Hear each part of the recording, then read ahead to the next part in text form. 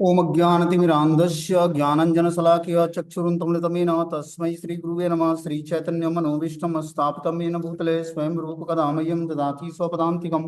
वन्देऽहं श्रीगुरु श्रीयुतपदकमलं श्रीगुरुनमैष्णवाचं श्रीरूपं साग्रजातं सगणरघुनाथान्वितं तं सजीवं साद्वैतं सावधूतं परिजनसहितं कृष्णचैतन्यदेवं श्रीराधाकृष्णपादान् सगणललिता श्रीविशाखान्विताश्च नारायणं नमस्कृत्यं नरं चैव नरोत्तमं देवीं सरस्वतीं व्यासं ततो जयमुदीरये। सुन्वतां स्वकथा कृष्ण पुण्यश्रवणकीर्तनं हृदयन्तस्तु विभद्राणि विध्नोति सुरसतां नष्टप्रायेषु भद्रेषु नित्यं भागवत सेवया भगवती उत्तम श्लोके भक्तिर्भवति नैष्टिकी तदा रजस्तमो भावः काम लोभादय चेत एतेन निरावृतिं स्थितिः सत्त्वे प्रसिद्धति एवं प्रसन्नमनसो भगवद्भक्ति योगतः भगवत्तत्त्वविज्ञान मुक्त संगस्य जायते विद्यन्ते हृदय ग्रंथि छिद्यन्ते सर्वसंशयं क्षीयन्ते चास्य कर्माणि दृष्ट्वा एवात्मनीश्वरे मुखं करोति वाचालं पंगुं लङ्घयते गिरिं यत्कृपातमं वन्दे परमानन्दमाधवं प्रह्लाद नारद पराशर पुण्डरीकं व्यासम् अम्बरीश सुखसौनक कृष्णदालभ्यां रुक्मांग अर्जुन वसिष्ठं विभीषणादीनं पुण्यानि नामानि परं भागवत स्मरामि। हे कृष्ण करुणा सिन्धु दीनबन्धु जगत्पतये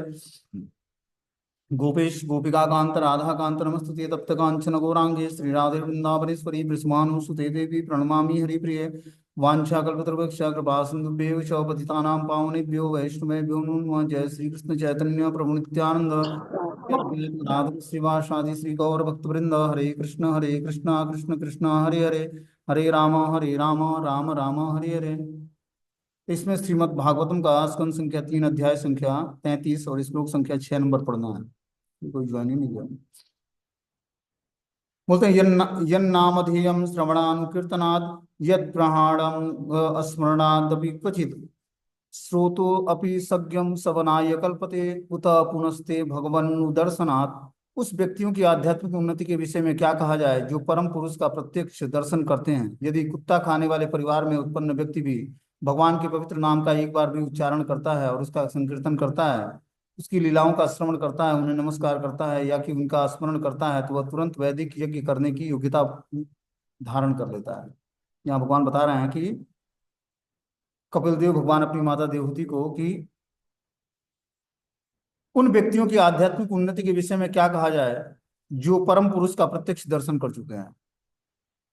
जो अध्यात्म बढ़ा चढ़ा है वही व्यक्ति परम पुरुष का प्रत्यक्ष दर्शन कर सकता है। लेकिन यदि कुत्ता खाने वाले परिवार में उत्पन्न व्यक्ति भी भगवान के नाम का जप करने लगता है, उच्चारण करने लगता है, कीर्तन करने लगता है और लीलाओं का श्रवण करने लगता है, भगवान को नमस्कार करने लगता है, भगवान का स्मरण करने लगता है, तो धीरे धीरे वैदिक यज्ञ करने के योग्य बन जाता है।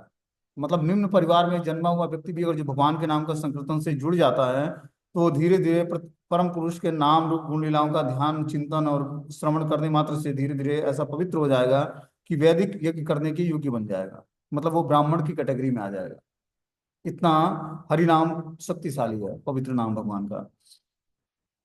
बोलते हैं यहाँ पर परमेश्वर के पवित्र नाम के कीर्तन श्रवण और स्मरण की आध्यात्मिक शक्ति पर बल दिया गया है। रूप गोस्वामी ने बद्ध जीव के पापपूर्ण कर्मों की सूची दी है और भक्ति रसामृत सिंधु में प्रमाणित किया है कि जो लोग भक्ति योग में संलग्न रहते हैं वे समस्त पाप कर्मों के फलों से मुक्त हो जाते हैं। भगवत गीता द्वारा भी इसकी पुष्टि हुई है। भगवान कहते हैं कि जो लोग मेरी शरण में आते हैं उनका दायित्व मैं अपने ऊपर ले लेता हूँ और उन्हें समस्त पाप कर्मों के फलों के प्रति निचेष्ट बना देता हूँ। यदि केवल नाम के कीर्तन मात्र से पाप कर्मों के फल इतना जल्दी धुल जाए तो फिर उन पुरुषों का क्या कहना जो उन्हें प्रत्यक्ष देखते हैं। यहाँ बता रहे हैं भगवान कि यहाँ पर परमेश्वर के पवित्र नाम के कीर्तन श्रवण और स्मरण की आध्यात्मिक शक्ति पर बल दिया गया है कि कोई व्यक्ति भगवान के पवित्र नाम का कीर्तन श्रवण या स्मरण करता है तो धीरे धीरे उसके अंदर आध्यात्मिक शक्ति आने लगती है। आध्यात्मिक शक्ति पर बल दिया जाता है कि मतलब जब वो भगवान के पवित्र नाम का कीर्तन श्रवण और स्मरण करता है तो धीरे धीरे उसके अंदर आध्यात्मिक शक्ति आती है। रूप गोस्वामी ने बद्ध जीव के पाप पूर्ण कर्मों की सूची दी है। भक्ति रसामृत सिंधु में प्रमाणित किया गया है कि जो लोग भक्ति योग में संलग्न हैं वे समस्त पाप कर्मों के फलों से मुक्त हो जाते हैं। तो रूप गोस्वामी भक्ति रसामृत सिंधु नामक ग्रंथ में बताते हैं कि जो लोग भक्ति योग में संलग्न होते हैं वो धीरे धीरे अपने समस्त पाप कर्मों के फलों से मुक्त हो जाते हैं। भगवत गीता भी द्वारा भी इसकी पुष्टि हुई है। भगवान कहते हैं कि जो लोग मेरी शरण में आते हैं उनका दायित्व मैं अपने ऊपर ले लेता हूँ, उन्हें समस्त पाप कर्मों के फलों से निचेष्ट कर देता हूँ। तो जो भी भगवान की शरण में आता है, भगवान की शरण कैसे ग्रहण किया जाएगा? तो भगवान के नाम रूप गुण लीलाओं का चिंतन करके भगवान की शरण ग्रहण की जा सकती है। और बता रहे कि भगवान कहते हैं कि जो मेरी शरण में आता है उनका दायित्व मैं अपने ऊपर ले लेता हूँ। जो भी भगवान की शरण में आते हैं तो भगवान क्या करते हैं, उसकी रिस्पॉन्सिबिलिटी अपने ऊपर ले लेते हैं, उसके समस्त पाप कर्मों से धीरे धीरे छुटकारा दिलाकर और उसे अपनी भक्ति प्रदान करते हैं। तो पहले हमें क्या करना पड़ेगा, भगवान के शरणागत होना पड़ेगा। भगवान के शरणागत कैसे होंगे, जब हम भगवान के पवित्र नाम का जप करेंगे तो धीरे धीरे भगवान की शरण ग्रहण करेंगे। यदि केवल नाम के कीर्तन मात्र से पाप कर्मों के फलों से इतनी जल्दी धुल जाए तो फिर उन पुरुषों का क्या कहना जो उन्हें प्रत्यक्ष देखते हैं। बोलते हैं कि यदि केवल नाम के कीर्तन मात्र से पाप के फलों से इतनी जल्दी धुल जाए तो फिर उन पुरुषों का क्या कहना जो उन्हें प्रत्यक्ष देखते हैं। एक अन्य विचार है कि जो यहाँ पर रखा गया है वह यह है कि जो पुरुष कीर्तन तथा श्रवण द्वारा शुद्ध हो जाता है वे तुरंत वैदिक यज्ञ करने के पात्र बन जाते हैं। क्या बोलते हैं यहाँ पर, कि जो व्यक्ति कीर्तन और श्रवण के द्वारा शुद्ध हो जाता है, जो कीर्तन करके और भगवान की कथाओं का श्रवण करके शुद्ध हो जाता है, वह तुरंत वैदिक वैदिक यज्ञ करने के पात्र बन जाता है।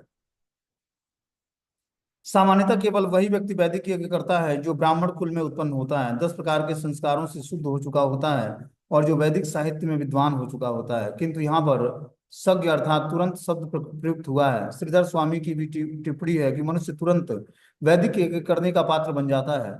निम्न जाति के परिवार में उत्पन्न मनुष्य जिस परिवार में कुत्ता खाया जाता है, पूर्व जन्म के पाप कर्मों के कारण इस स्थिति को प्राप्त होता है। किंतु शुद्ध भाव से कीर्तन करने या सुनने से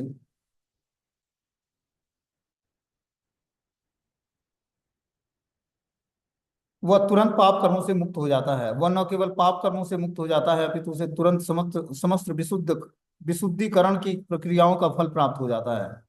ब्राह्मण कुल में जन्म लेना निश्चय ही पूर्व जन्म में किए गए पुण्य कर्मों का फल होता है। क्या बोलते हैं कि जो वैदिक यज्ञ करने की योग्यता उसी के अंदर आती है जो ब्राह्मण कुल में जन्म लेता है और 10 संस्कारों को पालन करके शुद्ध हो चुका होता है और जो वैदिक साहित्य में विद्वान होता है उसको ब्राह्मण बोलते हैं, वही वैदिक यज्ञ करने की योग्यता धारण करता है। लेकिन यहाँ पर बता रहे हैं श्रीधर स्वामी अपनी टिप्पणी में कि मनुष्य तुरंत वैदिक यज्ञ करने का पात्र बन जाता है यदि निम्न परिवार में भी जन्म लिया हो, जिस परिवार में कुत्ता का मांस खाया जाता हो। लेकिन यदि वो भगवान के पवित्र नाम का जप करता है, पूर्व जन्म के पाप कर्मों के कारण इस स्थिति को प्राप्त होता है, किंतु शुद्ध भाव से संकीर्तन करने या सुनने से वह तुरंत पाप कर्मों से मुक्त हो जाता है। वह न केवल पाप कर्मों से मुक्त हो जाता है अपितु उसे तुरंत समस्त विशुद्धिकरण की प्रक्रियाओं का फल प्राप्त हो जाता है। ब्राह्मण कुल में जन्म लेना निश्चय ही पूर्व जन्म में किए गए पुण्यों का फल होता है। तो भी ब्राह्मण कुल में उत्पन्न एक बालक यज्ञोपवीत संस्कार में दीक्षित होकर अपने को संस्कारित करता है। किंतु यदि कोई भगवान के पवित्र नाम का कीर्तन करता है तो भले ही कुत्ता खाने वाले चांडाल कुल में क्यों न जन्मा हो, उसे किसी शुद्धिकरण की आवश्यकता नहीं पड़ती। वह केवल हरे कृष्ण महामंत्र का कीर्तन करके तुरंत शुद्ध हो जाता है और विद्वान ब्राह्मण के समान ही उत्तम स्थिति को प्राप्त हो जाता है। तो इस तरह से बता रहे हैं कि ब्राह्मण कुल में जन्म लेने के बाद भी वो व्यक्ति यज्ञोपवीत संस्कार में दीक्षित होता है और उसके संस्कार होते हैं, तब वो जाकर जो है शास्त्रों को पढ़ने की योग्यता धारण करता है, यह ब्राह्मण कहलाता है। लेकिन अगर जो व्यक्ति निम्न परिवार में जन्म लिया हो, जिस परिवार में कुत्ते का मांस खाया जाता हो, मतलब चांडाल परिवार में, वो भी भगवान के पवित्र नाम का कीर्तन करता है तो धीरे धीरे वो शुद्ध हो जाएगा और वो महामंत्र के कीर्तन करने से शुद्ध हो जाएगा और विद्वान ब्राह्मण के समान ही उत्तम हो जाएगा। बस क्या करने से, नाम संकीर्तन करने मात्र से। इसमें आगे श्रीधर स्वामी की टिप्पणी है कि अनेन अनेन पूजत्वम लक्ष्यते। कुछ ब्राह्मण जाति वाले कहते हैं कि हरे कृष्ण कीर्तन से शुद्धिकरण प्रारंभ होती है, निसंदेह यह व्यक्तिगत कीर्तन पर निर्भर करता है। किंतु स्वामी श्रीधर की यह टिप्पणी पूर्णतया लागू होती है यदि बिना अपराध के कोई भगवान के पवित्र नाम का कीर्तन करता है तो वह तुरंत ब्राह्मण से बढ़कर बन जाता है। केवल जो कोई व्यक्ति बिना अपराध पूर्वक भगवान के पवित्र नाम का कीर्तन करता है तो वो उस ब्राह्मण से भी आदरणीय बन जाता है, उसे वैदिक यज्ञ करने की अनुमति मिल जाती है। यदि केवल भगवत नाम कीर्तन से कोई तुरंत पवित्र हो जाता है तो फिर उन सबका क्या कहना जो भगवान का प्रत्यक्ष दर्शन करते हैं और भगवान के अवतरण को समझते हैं, जिस प्रकार देवहूति कपिल देव को समझाती है। तो यहाँ पर बता रहे हैं कि अगर जो कोई व्यक्ति भगवत नाम का कीर्तन करता है तो तुरंत ही पवित्रता प्राप्त कर लेता है, ठीक है ना। और जो वो निम्न कुल में भी जन्मा हो और भगवान के पवित्र नाम का कीर्तन करता हो तो धीरे धीरे वो ब्राह्मण की कैटेगरी में वैदिक यज्ञ करने की योग्यता धारण कर लेगा। बोलते हैं सामान्यतः दीक्षा शिष्य को निर्देशित करने वाले गुरु पर निर्भर करती है। यदि वह समझता है कि शिष्य दक्ष है और कीर्तन द्वारा शुद्ध हो गया है तो वह उसका यज्ञोपवीत संस्कार कर देता है, जिससे वह 100% ब्राह्मण बन जाता है। बता रहे हैं कि यहाँ पर दीक्षा शिष्य को निर्देशित करने वाले गुरु पर निर्भर करता है। यदि वह समझता है कि शिष्य शिष्य दक्ष है और कीर्तन द्वारा शुद्ध हो गया है तो उसका यज्ञोपवीत संस्कार कर देता है। जब गुरु देखते हैं कि जो है, पहले हरि नाम दीक्षा होती है, हरि नाम दीक्षा में जब गुरु जी देखते हैं कि जब ये हरि नाम संकीर्तन करके पवित्र हो गया है, तब उसको यज्ञोपवीत संस्कार करते हैं, मतलब सेकेंड इनिशिएशन गायत्री मंत्र दीक्षा होती है, जिससे वह शत प्रतिशत ब्राह्मण के तुल्य हो जाता है। इसकी पुष्टि श्री सनातन गोस्वामी कृत हरि भक्ति विलास में कहा गया है कि जिस प्रकार रासायनिक विधि द्वारा घड़े घंटे की धातु सोने में बदली जा सकती है, उसी प्रकार कोई भी व्यक्ति दीक्षा विधान द्वारा ब्राह्मण में बदला जा सकता है। कि कोई भी व्यक्ति अगर जो निम्न परिवार में भी जन्मा है, तो दीक्षा विधान करके और पवित्र नाम का जप करके वो धीरे धीरे ब्राह्मण की कैटेगरी में आ सकता है। कभी कभी कहा जाता है कि कीर्तन द्वारा मनुष्य अपने को शुद्ध करता है और अगले जन्म में किसी ब्राह्मण परिवार में जन्म लेकर सुधर जाता है, अथवा सांस्कारिक हो जाता है। किंतु वर्तमान में जो लोग श्रेष्ठ ब्राह्मण परिवार में जन्म लेते हैं वे संस्कार संपन्न नहीं है। नहीं, यही निश्चित है कि वे ब्राह्मण पिता से उत्पन्न है। पहले गर्भाधान संस्कार प्रचलित था, किंतु अब वो गर्भाधान या वीर्यदान संस्कार नहीं है। ऐसी दशा में कोई ठीक से यह नहीं जानता कि मनुष्य ब्राह्मण पिता से उत्पन्न है या नहीं। तो हम देखते हैं समाज में ऐसी स्थिति है कि हो सकता है कि विवाह भी कई तरह से होते हैं। एक अनुलोम विवाह होता है, एक प्रतिलोम होता है, मतलब जहाँ पर पिता ब्राह्मण होता है और जो है माता ब्राह्मण क्षत्रिय वैश्य या शूद्राणी, चारों कैटेगरी में किसी से भी। और जो ब्राह्मण पिता विवाह करता है और उससे जो संतति उत्पन्न होती है, तो वो पिता ब्राह्मण होगा तो उसके में ब्राह्मण के गुण आएंगे। लेकिन प्रतिलोम विवाह होगा जहाँ पर पिता क्षत्रिय हो और ब्राह्मण स्त्री हो, तो वो जो संतति उत्पन्न होगा वो थोड़ा सा क्या होगा, उसमें वर्ण संकर होने के चांसेस होंगे। ठीक है ना, इसलिए अनुकूल जो शास्त्रों की बातों को ध्यान में रखकर जो विवाह संस्कार होता है, जिसमें पुरुष वर्ग उच्च वर्ग का होना चाहिए और स्त्री वर्ग थोड़ा उससे निम्न वर्ग की होनी चाहिए या समान वर्ग की होनी चाहिए, स्त्री वर्ग पुरुष वर्ग से ऊपर ना हो, इस तरह का जो विवाह होता है वो अनुलोम विवाह कहलाता है, जिसमें पुरुष वर्ग उच्च जाति का होता है, उच्च संस्कार से आया होता है, और स्त्री वर्ग निम्न संस्कार की होती है पुरुष वर्ग की अपेक्षा। तो उससे जो संतति उत्पन्न होता है वो वैदिक नियम के अनुसार वो मतलब अच्छा संतति उत्पन्न करने का वही मेथड है कि पुरुष वर्ग उच्च वर्ग का हो और स्त्री वर्ग निम्न वर्ग की। आगे इसमें बता रहे कि अहोगतम स्वपचो गरियान यज्जिह्वा यज्जिह्वा अग्र वर्तते नाम तुभ्यम तेपस्तपस्ते जिह्वु संसनुरायाम ब्रह्मानुचुन्नाम गृह्णन्ति एते। ओ, वे कितने धन्य हैं जिनकी जीवा पर आपके पवित्र नाम का जप करती हैं। कुत्ते खाने वाले वंशों में उत्पन्न होते हुए भी ऐसे पुरुष पूजनीय हैं जो पुरुष आपके पवित्र नाम का जप करते हैं। उन्होंने सभी प्रकार की तपस्या तथा हवन किए होंगे और आर्यों के सदाचार प्राप्त किए होंगे। आपके पवित्र नाम का जप करते रहने के लिए उन्होंने तीर्थ स्थानों में स्नान किया होगा, वेदों का अध्ययन किया होगा और अपेक्षित हर वस्तु की पूर्ति की होगी। तो बता रहे हैं कि वे लोग कितने धन्य हैं जिनकी जीवा पर आपके पवित्र नाम का जप करते हैं, जिनकी जीवा आपके पवित्र नाम का जप करती है। तो जिनके जीवा पर भगवान का नाम होता है वो बहुत ही धन्य व्यक्ति है। बता रहे हैं कि कुत्ते खाने वाले के वंश में उत्पन्न होने पर भी ऐसे पुरुष पूजनीय बन जाते हैं। और जो है वो चांडाल परिवार में जन्म हो जहाँ पर कुत्ते का मांस खाया जाता हो, उस परिवार में भी जन्म लेकर अगर जो कोई व्यक्ति भगवान के नाम का जप जप करता है तो धीरे धीरे वो पूजनीय बन जाता है। जो पुरुष आपके पवित्र नाम का जप करते हैं उन्होंने सभी प्रकार के तपस्या और हवन किए होंगे, आर्यों के सदाचार प्राप्त किए होंगे। तो जो भी भगवान के पवित्र नाम का जप करता है वो व्यक्ति, उसकी सारी तपस्या और हवन सारे सब कुछ संपन्न हो चुकी है और आर्यों के सदाचार को प्राप्त किए हुए है, तभी वो भगवान के पवित्र नाम का जप कर पाएगा। बोलते हैं आपके पवित्र नाम का जप करते रहने के लिए कोई उन्होंने तीर्थ स्थानों में स्नान किया होगा, वेदों का अध्ययन किया होगा और अपेक्षित हर वस्तु की पूर्ति की होगी, तब जाकर उसको ये चांस मिलता है, जब उसकी अखंड स्वीकृति जागृत होती है कि वो समस्त तीर्थों का में स्नान कर लेता है, वेदों का अध्ययन कर लेता है और जितने भी यज्ञ दान हवन सब कुछ है वो संपन्न कर लेता है, तपस्याएं कर लेता है, तब उसको स्वीकृति मिलती है भगवान के पवित्र नाम का जप करने की। बोलते हैं जैसा कि पिछले श्लोक में आया है, यदि कोई निरपराध भाव से एक बार भी भगवान के पवित्र नाम का जप करता है तो वैदिक यज्ञ करने का पात्र बन जाता है। श्रीमद् भागवतम के इस कथन से किसी को चकित नहीं होना चाहिए। मनुष्य को न तो अविश्वास करना चाहिए, न सोचना चाहिए कि भगवान का नाम जप करने मात्र से कोई ब्राह्मण के तुल्य कैसे बन सकता है। अविश्वास करने वाले के मन में संदेह दूर करने के लिए ही यह श्लोक पुष्टि की गई है। भगवान के पवित्र नाम के कीर्तन की स्थिति सहसा प्राप्त नहीं हो पाती, अपितु जप करने वाले पहले सभी प्रकार के यज्ञ तथा अनुष्ठान कर चुका होता है।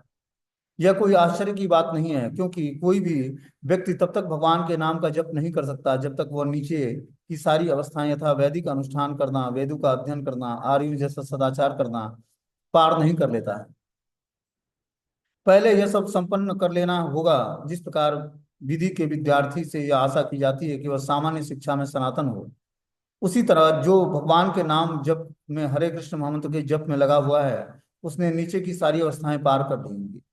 यह कहा गया कि जो भी अपनी जीवा के अग्रभाग में केवल नाम जप करता है वे धन्य है। मनुष्य को पवित्र नाम का जप भी नहीं करना होता, न पूरी विधि समझने की आवश्यकता रहती है। बता रहे हैं कि यहाँ पर कि जो भी व्यक्ति भगवान के पवित्र नाम का जप करता है और उसने नीचे की सारी अवस्थाएं पार कर ली हैं, तभी वो नीचे की सारी अवस्था मतलब जो भी तपस्याएं हैं, हवन है, तीर्थ स्थानों का भ्रमण है, अलग अलग तीर्थ स्थानों का भ्रमण करके स्नान करना है, वेदों का अध्ययन करना है, ये सब निचले कैटेगरी को वो पास कर चुका है, तभी उसको ये योग्यता मिली है कि भगवान के पवित्र नाम का जप करेगा। इतना इंपॉर्टेंट है। मतलब इसकी तुलना हम तीर्थ स्थलों का भ्रमण करना, अलग अलग तीर्थों में नहाना, तपस्याएं करना, हवन करना, आर्यों जैसा सदाचार प्रस्तुत करना, ये सब की भी तुलना हम भगवान के पवित्र नाम के जप की तुलना से नहीं कर सकते, उससे तुलना नहीं कर सकते। इतना महान कार्य है भगवान का पवित्र नाम। मतलब ये सारे जो है उसके निम्न उसकी सारी अवस्थाओं को पार कर चुका है, तब वो उसको ये स्वीकृति मिली है कि वो अपने भगवान के जीवा से भगवान के पवित्र नाम का जप कर रहा है। मनुष्य को पवित्र नाम जप भी नहीं करना होता, न पूरी विधि समझने की आवश्यकता रहती है, जिसमें अपराधी अवस्था, निरपराधी अवस्था तथा शुद्ध अवस्था सम्मिलित है। यदि पवित्र नाम को जीव के अगले भाग पर ला दिया जाए तो वही पर्याप्त है। यहाँ यह कहा गया है कि नाम केवल एक नाम, चाहे राम का हो या कृष्ण, पर्याप्त है। ऐसा नहीं है कि मनुष्य को भगवान के सारे नामों का जप करना पड़े।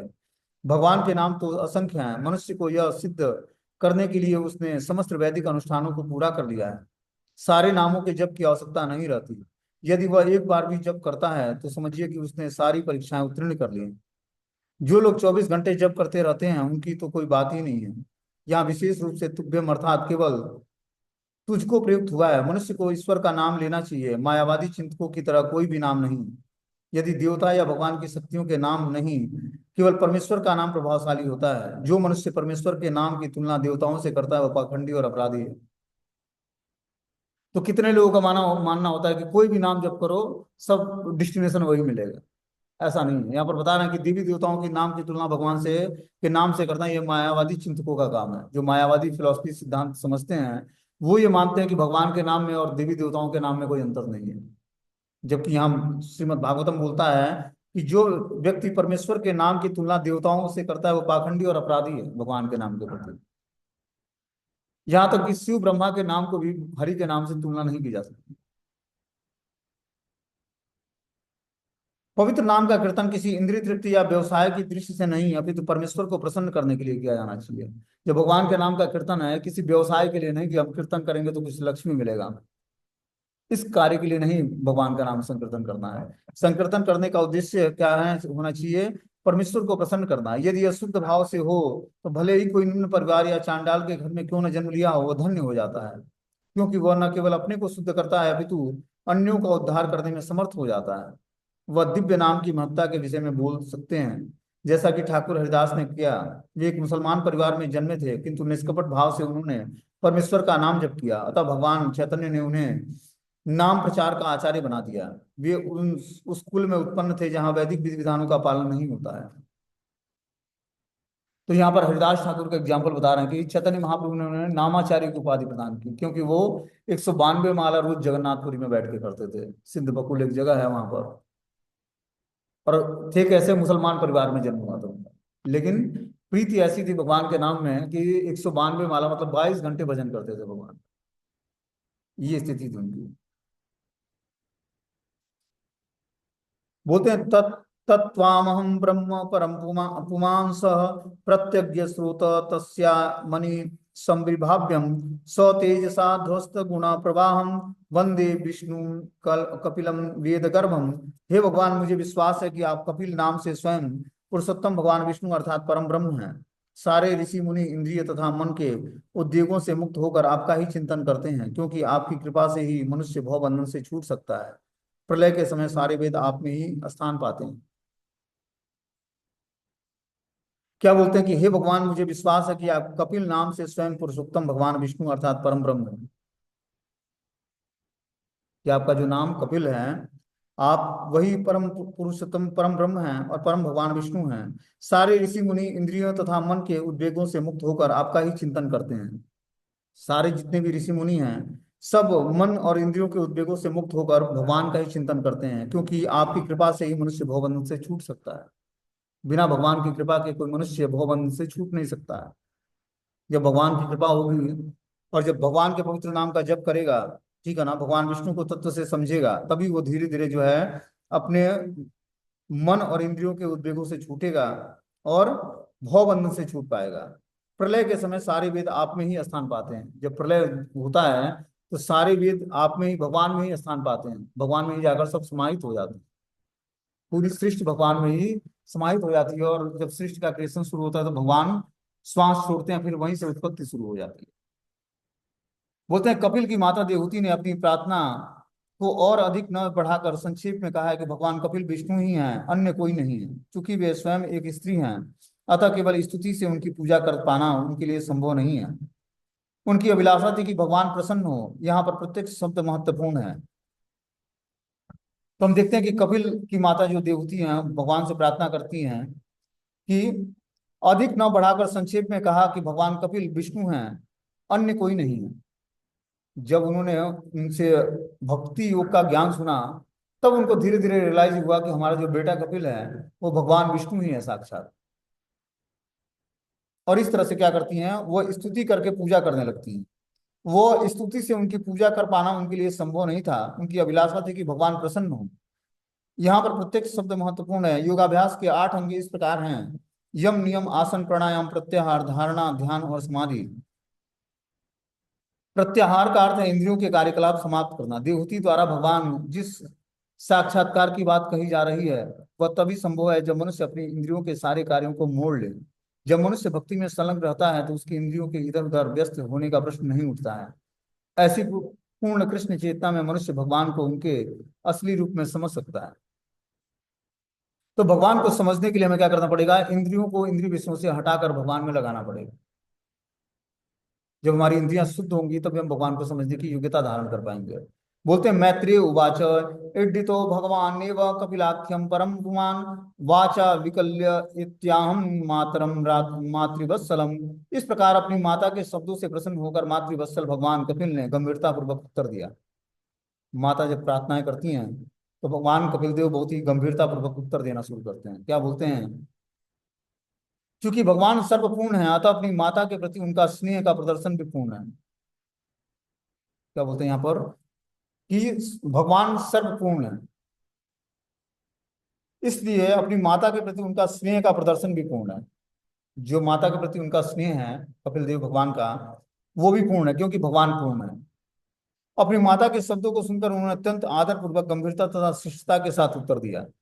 अब जब अपनी माता के वचनों को सुनते हैं, इस तरह से ग्लोरीफाई करती है माता कि स्वयं साक्षात कपिल ही हमारा विष्णु है, भगवान है। तो भगवान का अपना ग्लोरिफिकेशन सुनकर भगवान कपिल देव बहुत ही गंभीर वाणी में बोलना शुरू करते हैं। क्या बोलते हैं, मार्गेणा नीन मातरस्ते सुसेव्ये नोदित नोदितेन में आस्थितेन पराम काष्ठा मोचीरा द्वरो यत्सति। भगवान ने कहा, हे माता, मैंने आपको जिस आत्म साक्षात्कार के मार्ग का उपदेश दिया है वह अत्यंत सुगम है।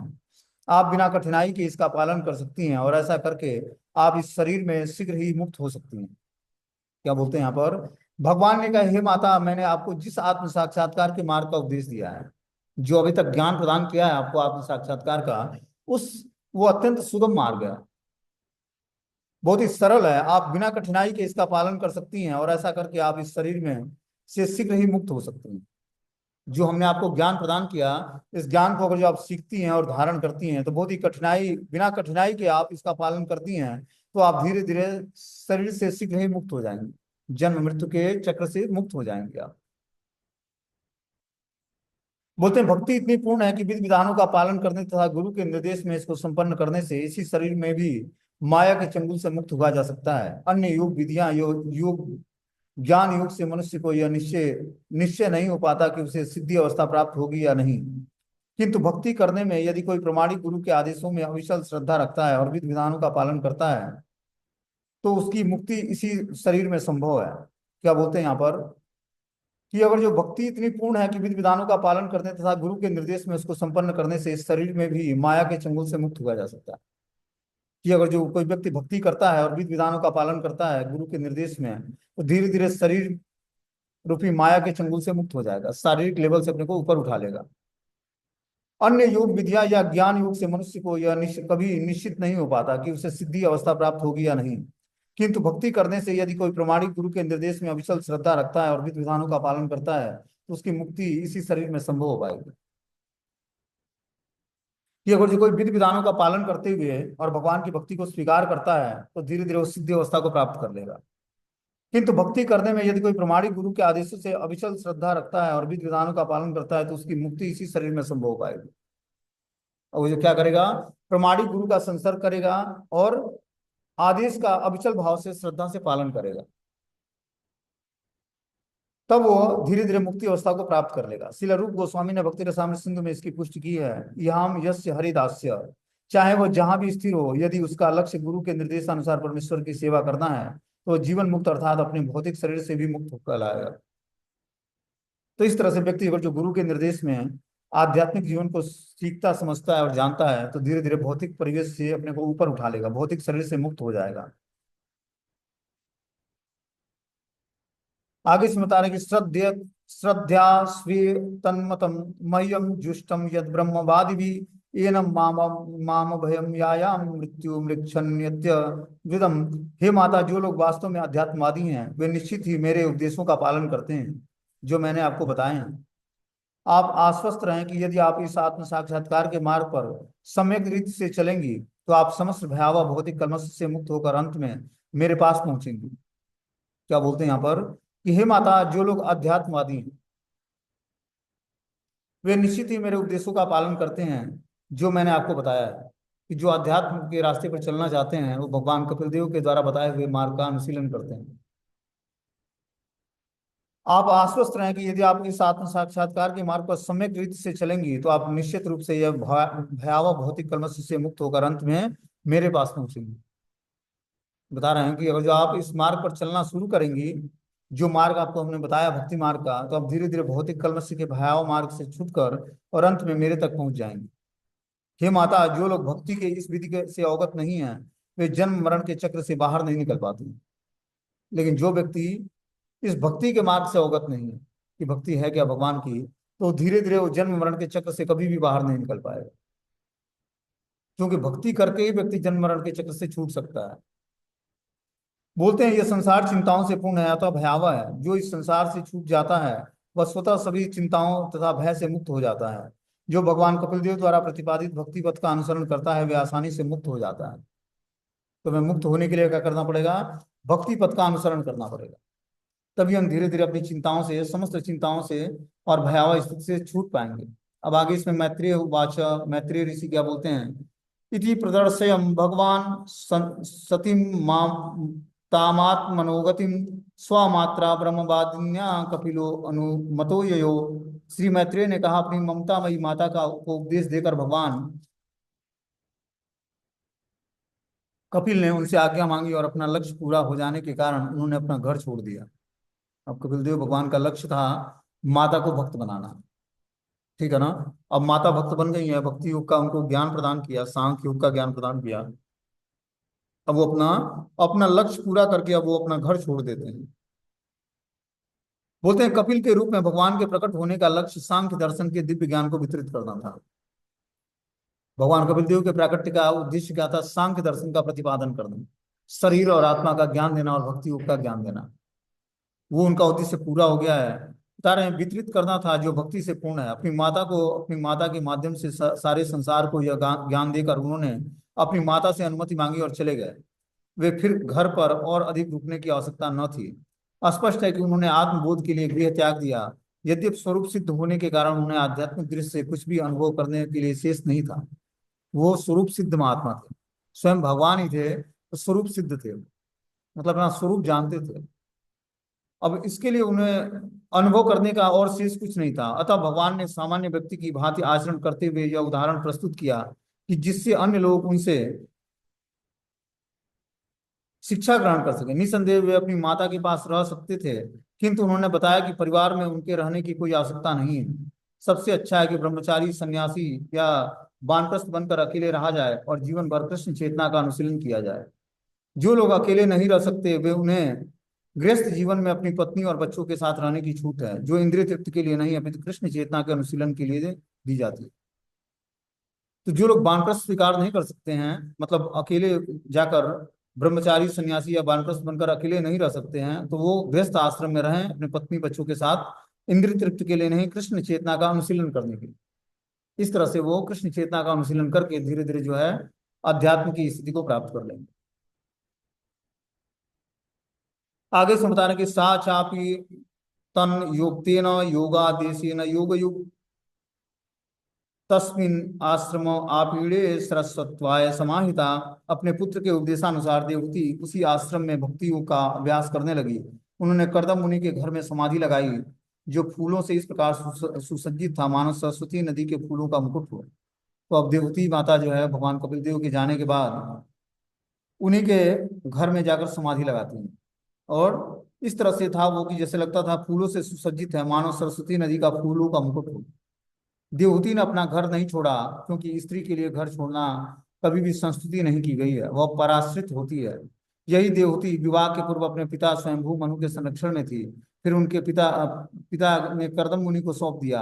अपनी युवा अवस्था में अपने पति के संरक्षण में थी और तभी उन्होंने पुत्र रूप में कपिल को जन्म दिया। ज्यों ही पुत्र बड़ा हुआ, उनके पति ने भी घर त्याग दिया। वे चाहती तो घर छोड़ सकती थी, किंतु उन्होंने ऐसा नहीं किया। वे घर में ही रहकर अपने महान पुत्र कपिल मुनि के उपदेश के अनुसार भक्ति योग का अभ्यास करने लगी। उनके भक्ति योग के कारण ही उनका पूरा घर सरस्वती नदी पर फूल के मुकुट सा बन गया। तो क्या यहाँ पर बता रहे हैं कि देवहूति माता एक तो स्त्री शरीर में थी, उन्होंने घर नहीं त्यागा। बता रहे हैं यहाँ पर कि वो पराश्रित थी। पराश्रित मतलब स्त्री जो है पर आश्रित होती है, दूसरे पर आश्रित होती है। क्या बाल्यावस्था में वो अपने पिता के संरक्षण में रहती है, युवा अवस्था में अपने पति के संरक्षण में, और जो है वृद्धावस्था में अपने पुत्र के संरक्षण में आ जाती है। इस तरह से पत्नी को कभी भी घर त्याग नहीं करना होता है। वे घर में ही रहकर अपने महान पुत्र कपिल मुनि के उपदेश के अनुसार भक्ति योग का अभ्यास करने लगे। इस तरह से देवहूति माता शास्त्रों की बातों को ध्यान में रखते हुए उन्होंने गृह त्याग नहीं किया, और क्या किया, अपने पुत्र जो कपिल मुनि थे उनके उपदेश का पालन करने लगे, घर में ही रहते हुए भक्ति योग के अभ्यास में लग गई। उनके भक्ति योग के कारण ही उनका पूरा घर सरस्वती नदी पर फूल के मुकुट सा बन गया। तो उनकी भक्ति के प्रभाव से उनका घर जो है जिस तरह सरस्वती नदी पर फूल का मुकुट होता है उसी तरह बन गया, मतलब घर पूरा पवित्र हो गया उनके भक्ति योग के नियमों का पालन करने मात्र से। वे 3 बार स्नान करने लगी और इस तरह उनके घुघराले काले काले बाल क्रमशः भूरे पड़ गए। तपस्या के कारण उनका शरीर धीरे धीरे दुबला हो गया, वो पुराने वस्त्र धारण किए रही। अब इस तरह से जीवन के अंत समय में भगवान कपिल देव जब उनको त्याग देते हैं, घर त्याग कर वन में चले जाते हैं, तब देवहूति माता अकेले बचती हैं। अब वो क्या करती, दिन में 3 बार स्नान करती और जो है उनके बाल जो है घुघराले काले काले जो है क्रमशः भूरे पड़ने लगे। और इस तरह से तपस्या के कारण उनका शरीर धीरे धीरे दुबला हो गया और पुराने वस्त्र धारण किए हुए रहते। बोलते हैं योगी, ब्रह्मचारी, वानप्रस्थी और सन्यासी दिन में कम से कम 3 बार प्रातः, मध्याह्न और सायंकाल स्नान करते हैं। यहाँ तक कि कुछ गृहस्थ, विशेष रूप से ब्राह्मण, भी इसका पालन करते हैं। देवहूति एक राजा की पुत्री और राजा तुल्य की पत्नी भी थी। यद्यपि कर्दम मुनि राजा न थे, किंतु अपने योग से उन्होंने देवहूति को वो दासियों समेत समस्त ऐश्वर्य के साथ रखा था। किंतु उन्होंने अपने पति के रहते ही तपस्या सीख ली थी, अतः उन्हें संयम बरतने में कोई कठिनाई नहीं हुई। तो बता रहे हैं यहाँ पर कि योगी, ब्रह्मचारी, वानप्रस्थी और सन्यासी दिन में कम से कम 3 बार प्रातः, मध्याह्न और संध्या काल में स्नान करके और करते हैं। यहाँ तक कि जो गृहस्थ ब्राह्मण होते हैं वो भी इस नियम का पालन करते हैं। देवहूति ने एक राजा की पुत्री और राजतुल्य की पत्नी थी। क्योंकि कर्दम मुनि राजा न थे, किंतु अपने योग से उन्होंने देवहूति को दासियों सहित समेत समस्त ऐश्वर्य प्रदान किया था, किंतु उन्होंने अपने पति के रहते ही तपस्या सीख ली थी। कर्दम मुनि तपस्या करते तो माता देवहूति भी तपस्या करती उनके साथ साथ, और इस तरह से पति के रहते रहते उन्होंने तपस्या सीख ली थी। अतः उन्हें स्वयं बरतने में कोई कठिनाई नहीं हुई। फिर भी अपने पति तथा पुत्र के चले जाने के बाद उन्हें कठिन तपस्या करनी पड़ी, जिससे वह दुर्बल हो गई। आध्यात्मिक जीवन में अधिक मोटा होना अच्छा नहीं है। अपितु मनुष्य को दुर्बल होना चाहिए, क्योंकि मोटा होने पर आध्यात्मिक ज्ञान की प्रगति में बाधा पहुंचती है। मनुष्य को न तो अधिक खाना चाहिए, न अधिक सोना चाहिए, न अधिक आराम करना चाहिए। ऐच्छिक रूप से मनुष्य को कम से कम भोजन करना चाहिए, कम से कम सोना चाहिए। वे ही किसी योग के साधन की विधियां हैं, चाहे वो भक्ति योग हो, ज्ञान योग हो या हठ योग हो। तो जो भक्ति योग के नियमों का पालन करता है, उसको जरूरत से ज्यादा ना तो खाना चाहिए, ना तो जरूरत से ज्यादा सोना चाहिए, और ना जरूरत से ज्यादा आराम करना चाहिए। जितनी आवश्यकता है उतना ही करना चाहिए। और इस तरह से आध्यात्मिक नियमों का पालन करते हुए धीरे धीरे वो अपने को भगवान की भक्ति में उसको लगाना चाहिए। ठीक है ना, ये भगवान कबीर देव का आदेश है। अब आगे 15वां श्लोक है, हम लोग उसको कल पढ़ेंगे।